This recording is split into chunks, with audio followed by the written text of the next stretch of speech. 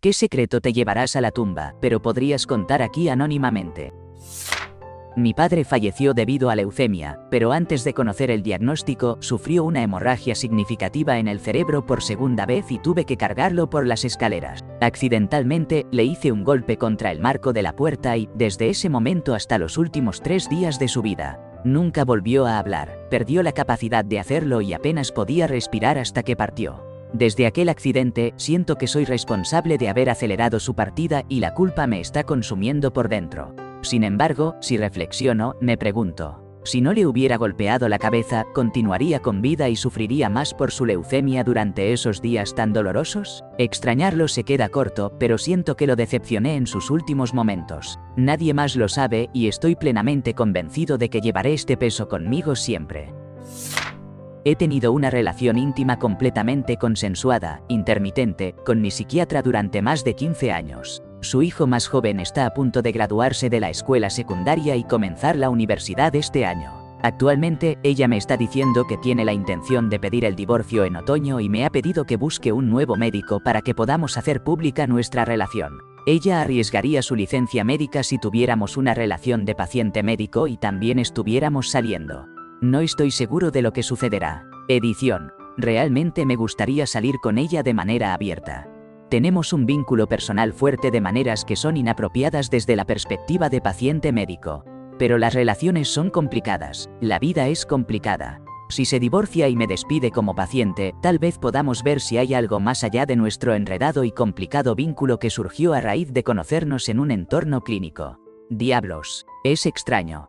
Nunca pensé que llegaría a este punto en mi vida buscando salir con mi doctora. Sin embargo, cuando mi mamá pensó que estaba muriendo, se quitó todos sus anillos y me los dio. Se los devolví cuando se recuperó. Un mes después, cuando realmente falleció, le quité los anillos de sus frías manos en la sala de emergencias y los guardé. Son las únicas cosas materiales que tengo de ella, ya que doné las ganancias de mi parte de su herencia. No son muy valiosos, pero para mí son invaluables. Mi hermano me preguntó si sabía qué había pasado con ellos para poder venderlos junto con el resto de su herencia. Mentí. No creo que le importe ahora, pero la mentira está ahí.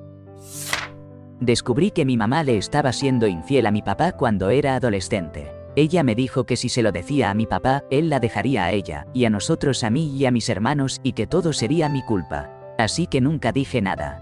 Como adulto, me doy cuenta de que no habría sido mi culpa, y aunque mi papá pudo haberla dejado a ella, no me habría dejado a mí. Mi papá falleció hace unos años y todavía me arrepiento de no habérselo dicho. No hablo más con mi mamá.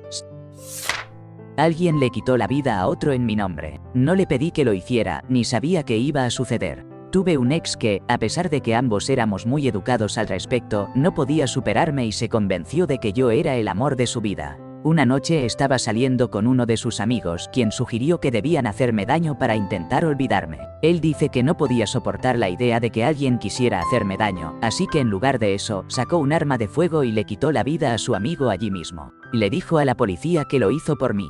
Teníamos 16 años y pasé el resto de mi vida en la secundaria luchando contra las acusaciones de ser cómplice de una tragedia, con todos mis diarios de la infancia expuestos al público. Ese es un ex que nunca olvidaré, quiera o no. Creo que mi tía le quitó la vida a su acosador. En los años 60, mi tía estaba en sus 20 y había un tipo que le gustaba y que no la dejaba en paz. Ella lo ignoraba en su mayoría, pero él llegó a un punto en el que la tocaba sin su consentimiento e intentaba hacerle daño. Entró a su casa 2 veces y la policía nunca la tomó en serio. Una noche, ella fue a un bar y el tipo la siguió. Ella cree que intentó hacerle daño de maneras insidiosas. Dijo que se desmayaba, pero estaba lo suficientemente consciente entre desmayos como para sentir que su mente estaba siendo controlada por alguien más. Dijo que amaneció muy temprano por la mañana con las manos y la ropa cubiertas de un líquido rojo que no era suyo. Regresó a casa, se limpió y nunca se lo mencionó a nadie. Un par de días después, las noticias mencionaron a un hombre encontrado muerto en su pasillo que sonaba como su acosador y nunca lo volvió a ver.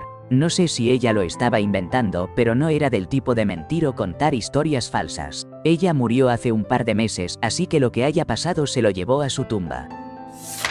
Mi abuelo trató de acabar con su existencia después de enterarse de que uno de mis tíos había hecho daño irreparable a mi madre durante muchos años cuando ella era niña. Mis abuelos no le creyeron cuando se lo contó siendo adolescente, después de que él hiciera lo mismo con una de sus amigas. Fue solo después de que yo nací, cuando mi madre ya tenía más de 30 años, que finalmente les contó toda la historia. Mi abuelo entonces condujo a la casa de mi otro tío con un arma de fuego y, mientras se apuntaba a la cabeza, le pidió a su hermano que lo convenciera de no mandarse a otra vida. Dijo que se sentía tan culpable por no haber creído a su única hija que merecía pagar con su propia vida. Afortunadamente, mi buen tío logró convencerlo de que no lo hiciera, pero duele tanto pensar que podría haber perdido a mi abuelo, que es tan increíblemente amable y cariñoso, cuando yo solo era una niña pequeña. Hace unos meses, estaba al borde de tomar una decisión irreversible sobre mi existencia. Hice un acuerdo conmigo mismo de que no vería mis 20 años a menos que fuera feliz y estuviera saludable. Estuve intentando durante meses conseguir citas con listas de espera que iban de 2 a 4 meses. Esperé 3 meses y luego, un día antes de mi cita en julio, fue reprogramada para noviembre, por algún error o algo así. En ese momento, cancelé todas mis otras citas, redacté notas de despedida y escribí un poema para mi esposa explicando todo, expresándole cómo me sentía por ella, cómo me hacía sentir, de la manera más visual posible. Un amigo, en una conversación pasajera en septiembre, me dio la información que necesitaba. Ahora soy más feliz y saludable que nunca, solo 6 meses después. Aún le di el poema a mi esposa. Ambos lloramos por ello.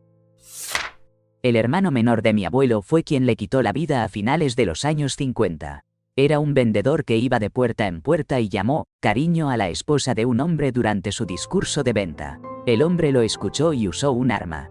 El sheriff local determinó que fue justificable porque no debía haber llamado cariño a la esposa de otro hombre.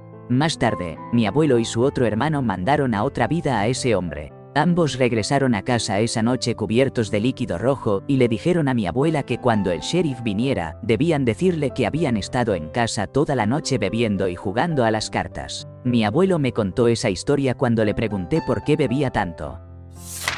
Cuando tenía 17 años, fuimos a la casa de mis abuelos en México. Mi primo y yo estábamos a cargo de llevar unas 40 vacas al otro lado de la ladera de la montaña para que pudieran pastar en los campos verdes. En el camino de regreso, en un lado de las colinas que todavía era propiedad de mi abuelo, encontramos 3 cráneos humanos, limpiados hasta el hueso. Simplemente corrimos de regreso a la casa. Nunca obtuvimos respuestas sobre qué o quiénes eran. Solía ser una modelo de cámara durante la época del COVID, y aunque estuve preparada para que fuera algo provocativo, terminó siendo más bien una experiencia social reconfortante donde un pequeño grupo de personas, principalmente hombres, sintonizaba para verme jugar algunos juegos y simplemente pasar el rato conmigo, aunque vestida ligeramente, jaja. A veces, algunas personas entraban y pagaban para que hiciera algo sugerente o para que me quitara una prenda de vestir o lo que fuera, pero en su mayoría era bastante inocente, y he escuchado de varios de mis habituales que esas transmisiones les ayudaron a superar un momento muy difícil. Me alegra que mi abuela, a quien llamaré Judy, haya partido, especialmente porque lo hizo antes que mi abuelo. Mi abuelo engañó a mi verdadera abuela con Judy. Esto llevó a su divorcio y eventualmente se casó con Judy. Durante el resto de su vida, Judy hizo de su misión crear una brecha entre él y nuestra familia. Le animó a no hablar con mi tía durante 25 años. Constantemente cancelaba los planes de cenas familiares en las vacaciones a última hora. Una semana después de que ella falleciera, él le suplicó a mi mamá que hiciera que mi tía viniera a visitarlo. Se reconectaron y tuvieron una gran relación hasta que él partió. Mi abuelo debería haberse enfrentado a ella. No era perfecto, pero era obvio que lo hacía principalmente por ella. Sus últimos días demostraron cuánto amaba a su familia y cuánto lo lamentaba. Espero que encuentres tu paz, Judy, te lo mereces. El mejor amigo de mi esposo, y digo amigos desde que nacieron, me ha coqueteado 2 veces. Una vez cuando estábamos saliendo, el amigo dijo que si no funcionaba, que se lo hiciera saber porque yo era material para esposa. La segunda vez fue en nuestra fiesta de graduación universitaria. Hemos estado juntos desde la secundaria. Pero para este momento ya llevábamos 4 años de casados. Su amigo me llevó a casa después de la parrillada porque mi esposo quería ayudar a limpiar el fogón un poco más, y su amigo iba a dejarme y regresar a la fiesta. En el auto, me dice que todavía tiene sentimientos por mí, incluso más que antes, y me pregunta si alguna vez he sentido lo mismo. Yo digo que no, y que lo siento, pero nunca lo haré. Él me pide suplican que no se lo cuente a mi esposo y yo acepto. No he hablado con él desde entonces. Han pasado 10 años. Eso destruiría a mi esposo, así que no se lo cuento. Solo lo evito muy intencionalmente. Es difícil, pero no sé qué más hacer. Si llego a ver a su amigo, puedo sentir cómo se siente por mí y eso me destroza. Estoy profundamente enamorada de mi esposo y siempre lo estaré, y no quiero lastimarlo. Mi esposa se enloquece cada vez que su padre moribundo le da dinero a la gente porque piensa que se están aprovechando de él. Su papá está molesto por esto porque 1 tiene dinero y no se lo puede llevar con él y 2 no lo admite, pero se siente inútil porque no puede ayudar, y quiere corresponder de la manera que pueda. He estado aceptando dinero de él a sus espaldas, por su beneficio y el nuestro. Le dije a un primo que deseaba que mi tío estuviera en otro lugar. Nos llevó a pasar un día juntos. Yo tenía alrededor de 9 o 10 años, simplemente siendo un niño típico, jugando un poco, nada muy travieso. Nos regañó, un poco más de lo necesario. Nada físico, solo un regaño verbal. Se fue a otra vida unas semanas después. No lo dije en serio, y, por supuesto, no se lo dije a él, pero eso no me impidió sentirme culpable. Solo me di cuenta de cómo se fue cuando fui mayor. Lo extraño, era un gran tío. Estaba ayudando a empacar las cosas de mis abuelos cuando se mudaron de su departamento a una casa junto a la playa. No me sentía bien y el día estaba realmente caluroso, así que cuando ellos fueron a ver la nueva casa, pedí quedarme en el departamento con aire acondicionado y ayudar a empacar algunas cosas más. Bajo su cama encontré una gran maleta. Estaba pesada, así que me dio un poco de curiosidad y la abrí. Sí, cuero negro, cuerdas, esposas, tacones altos y un látigo. Mis abuelos ya fallecieron, pero me llevaré su pequeño secreto a la tumba. Mi hermana menor y yo asistimos a la misma universidad, donde ella conoció a su primer novio real. Él estaba en el equipo de voleibol, que era el deporte emblemático de nuestra escuela, así que no era precisamente pequeño y mi hermana es una chica diminuta. Una noche salimos con amigos a un club y desde la distancia así como él le dio una bofetada en la cara en la pista de baile. Más tarde, lo invité afuera para fumar y le di una golpiza en el estacionamiento. Él terminó con ella al día siguiente y nunca le dijo por qué. Mi hermana es una mujer fuerte, independiente e inteligente y nunca le diré por qué terminó con ella. Que te jodan, Terry. Espero no llegar demasiado tarde. Soy una persona con mucha confianza que no siente que necesite leer instrucciones para hacer las cosas, porque la mayoría de las veces parecen bastante claras o lo suficientemente simples como para que mi sentido común las resuelva. No me importa recibir indicaciones de alguien, pero no leo instrucciones. Aquí va nada. Cuando tenía unos 19 años, tuve que darle a mi médico una muestra para unas pruebas porque había un poco de líquido fuera de lo normal cuando me limpié, y el doctor solo quería que se hiciera una evaluación. No sé. Me dieron un pequeño inserto para el inodoro para recoger la muestra, un vaso de recogida y un sobre. Pensé, puff, ¿para qué necesito las instrucciones en el sobre? Claramente, recojo la muestra con el inserto para el inodoro y uso un guante para poner un pequeño pedazo en el vaso. Fácil. Completé la tarea a la mañana siguiente, entré al laboratorio de diagnóstico y había envuelto el vaso de muestra en toallas de papel y en una bolsa de plástico porque estaba avergonzada. Alguien me preguntó si necesitaba ayuda, y yo dije, vine a entregar mi muestra y saqué mi vaso de muestra con un pequeño trozo en él y la persona literalmente me miró con incredulidad, puse el vaso de muestra sobre la mesa y salí preguntándome por qué me miraba así. Así que regreso a casa y estoy a punto de tirar el sobre, y pienso, bueno, dejemos que lo abra y vea qué dice. Plop. No era solo instrucciones. Había un pequeño hilo y una tarjetita con una ventana deslizable. Se suponía que debía tomar el hilo y con guantes mezclar un poco la muestra, y luego aplicar el contenido en la ventana de la tarjeta. Se suponía que solo debía entregar un sobre, con una tarjeta que contenía mi pequeña muestra, pero en vez de eso llevé una muestra entera en un vaso a la recepción. Esta es mi vida real, jaja.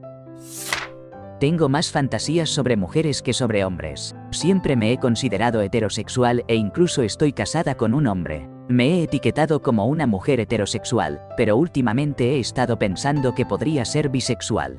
Pensé que solo era admiración por la forma femenina, pero no puedo sacarme de la cabeza la idea de compartir momentos íntimos con una mujer. Nunca se lo he dicho a mi esposo. Mi familia también es muy religiosa, así que siempre he reprimido esos sentimientos en el pasado. Estoy locamente enamorada de mi esposo desde hace 5 años y nunca lo engañaría, así que salir del closet parece inútil.